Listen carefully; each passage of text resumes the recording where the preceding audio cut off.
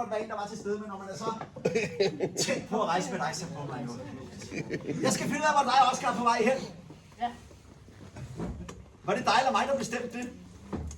Ja, det bliver jeg lidt i tvivl. Det gør jeg ikke. Vi kan begynde at tvivle på vores egne handlinger.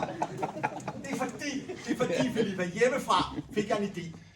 Jeg tænkte, jeg ved, om det kunne lade sig gøre.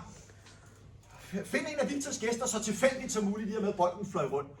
Hjemmefra har jeg lavet papirsfly, inde i hvilket jeg har skrevet en destination. Ja. Mens du var i skammekrogen, så fløj flyet rundt i lokalet. Havnede i skødet på herren på forreste række. Vil det være underligt, hvis det sted, hvor I to er på vej til, lige præcis står på den flyver? Ja, lidt ikke. Det ville du synes var mærkeligt.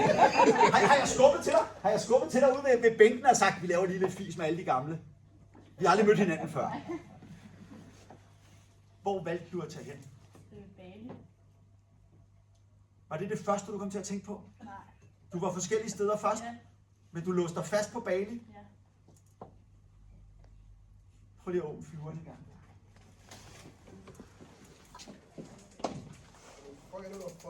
Ja, den er krøllet godt sammen. Jo. Kan du få åbnet? Måske sætte vi på i nærheden af et eller andet. Nej, det er noget.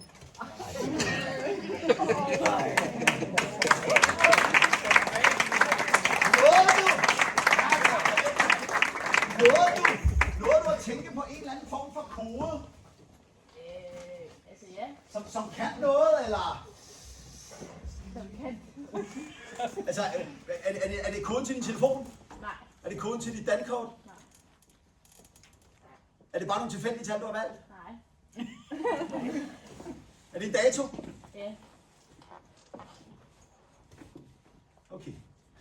Prøv en gang, og prøv at forestille dig, det er denne her dato. Lige nu er det denne her dato. Ja. Så kigger du ud af vinduet.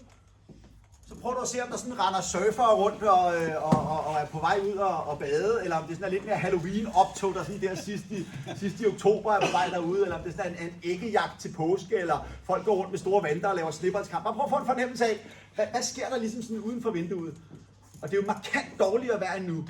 Det er nærmest sådan, at ungerne render og laver snemænd.